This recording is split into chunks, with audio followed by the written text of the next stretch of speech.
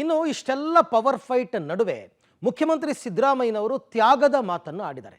ಒಂದು ರೀತಿ ನಿನ್ನೆ ಅವರು ಕೊಟ್ಟಂತಹ ಸ್ಫೋಟಕ ಹೇಳಿಕೆ, ನಮ್ಮ ಪಕ್ಷದಲ್ಲಿ ಸೋನಿಯಾ ಗಾಂಧಿ ಅವರು, ರಾಹುಲ್ ಗಾಂಧಿ ಅವರೆಲ್ಲ ತ್ಯಾಗವನ್ನು ಮಾಡಿದ್ದಾರೆ, ತ್ಯಾಗದ ಮಾತನ್ನಾಡಿದ್ದಾರೆ.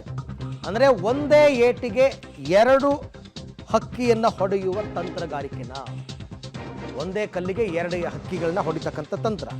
ಸೈಲೆಂಟ್ ಆಗಿದ್ರಷ್ಟೇ ಕುರ್ಚಿ ಸಿಗುತ್ತೆ ಅಂತಕ್ಕಂಥ ಸಂದೇಶ ಕೊಟ್ಟಿದ್ದಾರೆ. ಹಾಗಾದರೆ ಸಿದ್ದರಾಮಯ್ಯ ತ್ಯಾಗದ ಮಾತಿನ ಹಿಂದಿನ ಲೆಕ್ಕಾಚಾರ ಏನು? ಸಿಎಂ ತ್ಯಾಗದ ಮಾತಿನ ಮರ್ಮಕ್ಕೆ ಕಾಂಗ್ರೆಸ್ನಲ್ಲೇ ಭಾರಿ ಚರ್ಚೆ ಆಗ್ತಾ ಇದೆ. ಯಾವತ್ತೂ ಕೂಡ ಅವರು ಪದತ್ಯಾಗದ ಬಗ್ಗೆ ಮಾತನಾಡಿದವರಲ್ಲ. ಬಟ್ ನಿನ್ನೆ ಮಾತನಾಡಬೇಕಾದ್ರೆ UPA 1 ಟೈಮಲ್ಲಿ ಸೋನಿಯಾ ಗಾಂಧಿ ಅವರೇ ಪ್ರಧಾನಿ ಆಗ್ಬೋದಾಗಿತ್ತು, ಆದರೆ ಅದನ್ನು ತ್ಯಾಗ ಮಾಡಿ ಮನಮೋಹನ್ ಸಿಂಗ್ ಕೊಟ್ಟರು. ಪಕ್ಷ ಸಂಕಷ್ಟದಲ್ಲಿದ್ದಾಗ ರಾಷ್ಟ್ರಾಧ್ಯಕ್ಷರ ಹುದ್ದೆಗೆ ರಾಹುಲ್ ಗಾಂಧಿ ಅವರು ರಾಜೀನಾಮೆ ಕೊಟ್ಟರು, ತ್ಯಾಗ ಮಾಡಿದ್ರು. ಹಾಗಾಗಿ ತ್ಯಾಗವನ್ನು ಮಾಡ್ತಕ್ಕಂಥ ಪಕ್ಷ ನಮ್ಮದು ಅಂತ ಇಂಡೈರೆಕ್ಟ್ ಆಗಿ ಪದತ್ಯಾಗದ ಬಗ್ಗೆ ಮಾತನಾಡಿದ್ರ ಅನ್ನೋ ಚರ್ಚೆ ಈಗ ಕಾಂಗ್ರೆಸ್ ಪಾಳೆಯದಲ್ಲೇ ಬಹಳ ಜೋರಾಗಿ ಚರ್ಚೆ ಆಗ್ತಾ ಇದೆ. ಸಿಎಂ ತ್ಯಾಗದ ಮಾತಿನ ಮರ್ಮ ಏನು ಹಾಗಾದರೆ ಅಂತಕ್ಕಂಥದ್ದು ಪ್ರಶ್ನೆ. ಈ ಮಾತನ್ನು ನಿನ್ನೆ ಅದರಲ್ಲೂ CLP ಸಭೆ ಇಟ್ಕೊಂಡು ಯಾಕೆ ಆಡಿದ್ರು? ಸರ್ವ ಸದಸ್ಯರ ಸಭೆ ಆಯಿತು ನಿನ್ನೆ, ಅದಾದ ನಂತರ CLP ಮೀಟಿಂಗ್ ಆಯಿತು. ಆ ಮೀಟಿಂಗ್ನಲ್ಲಿ ಮುಖ್ಯಮಂತ್ರಿ ಸಿದ್ದರಾಮಯ್ಯನವರು ಪದತ್ಯಾಗದ ಮಾತುಗಳನ್ನು ಆಡಿದ್ದಾರೆ. ಪದತ್ಯಾಗ ಅಂದರೆ ತಾವು ತ್ಯಾಗವನ್ನು ಮಾಡ್ತೀವಿ ಅಂತನಾ, ಅಥವಾ ಬೇರೆಯವರು ತ್ಯಾಗ ಮಾಡೋದಕ್ಕೆ ರೆಡಿಯಾಗಿರಿ ಅಂತನಾ? ಒಬ್ಬ ರಾಜಕೀಯ ನಾಯಕನ ಒಂದು ಹೇಳಿಕೆ ಮುಂದಿನ 3-4 ತಿಂಗಳು ಚರ್ಚೆಯಲ್ಲಿ ಇರುವಂತೆ ಅವರು ಮಾತನಾಡ್ತಾರೆ. ಈಗೆಲ್ಲ ಕಡೆಯಲ್ಲೂ ಇದೇ ಮಾತು, ಮುಖ್ಯಮಂತ್ರಿಗಳು ಯಾಕೆ ತ್ಯಾಗದ ಮಾತುಗಳನ್ನು ಆಡಿದ್ರು? ಬಹಳ ಮುಖ್ಯವಾದ ವಿಚಾರ.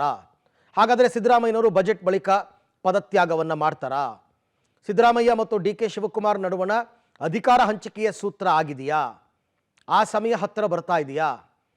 ಅವರು ತಮ್ಮ ಮುಖ್ಯಮಂತ್ರಿ ಸ್ಥಾನವನ್ನು ಬಿಟ್ಕೊಡ್ತಾರಾ? ಹೀಗೆ ಹಲವಾರು ಪ್ರಶ್ನೆಗಳು ಮೂಡ್ತಾ ಇದೆ. ಮಹಾತ್ಮ ಗಾಂಧೀಜಿಯವರ ನೇತೃತ್ವದಲ್ಲಿ ಸ್ವಾತಂತ್ರ್ಯಕ್ಕಾಗಿ ಹೋರಾಟವನ್ನು ಮಾಡಿ ತ್ಯಾಗ ಬಲಿದಾನಗಳನ್ನ ಮಾಡಿದರು. ನಮ್ಮಲ್ಲೂ ಕೂಡ ಸೋನಿಯಾ ಗಾಂಧಿಯವರು ತ್ಯಾಗ ಮಾಡಿದ್ದಾರೆ, ರಾಹುಲ್ ಗಾಂಧಿಯವರು ತ್ಯಾಗ ಮಾಡಿದ್ದಾರೆ. ನಾವು ಕೂಡ ಅದೇ ದಾರಿನಲ್ಲಿ ನಡೀತಕ್ಕಂಥ ಪ್ರಾಮಾಣಿಕ ಪ್ರಯತ್ನವನ್ನ ಮಾಡಬೇಕು. ಕಾಂಗ್ರೆಸ್ನವರು ಮಹಾತ್ಮ ಗಾಂಧೀಜಿಯವರ ನೇತೃತ್ವದಲ್ಲಿ ಸ್ವಾತಂತ್ರ್ಯಕ್ಕಾಗಿ ಹೋರಾಟವನ್ನು ಮಾಡಿ ತ್ಯಾಗ ಬಲಿದಾನಗಳನ್ನ ಮಾಡಿದರು.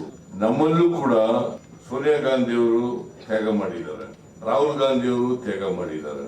ನಾವು ಕೂಡ ಅದೇ ದಾರಿನಲ್ಲಿ ನಡೀತಕ್ಕಂಥ ಪ್ರಾಮಾಣಿಕ ಪ್ರಯತ್ನವನ್ನ ಮಾಡಬೇಕು.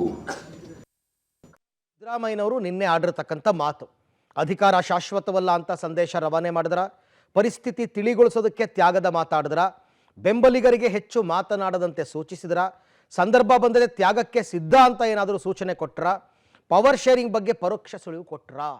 ಈ ಎಲ್ಲ ಚರ್ಚೆಗಳು ಕೂಡ ಈಗ ಆಗ್ತಾ ಇದೆ. ಸಿದ್ದರಾಮಯ್ಯನವರು ಯಾಕೆ ಈ ಅಧಿಕಾರ ತ್ಯಾಗದ ಬಗ್ಗೆ ಮಾತನಾಡಿದ್ರು? ನಾವು ಕೂಡ ಅದೇ ರೀತಿಯಲ್ಲಿ ನಡಿಬೇಕು ಅಂತ ಯಾಕೆ ಹೇಳಿದ್ರು? ಹಾಗಾದರೆ ಸಿದ್ದರಾಮಯ್ಯನವರ ಪದತ್ಯಾಗದ ಸಮಯ ಹತ್ತಿರವಾಗಿದೆಯಾ?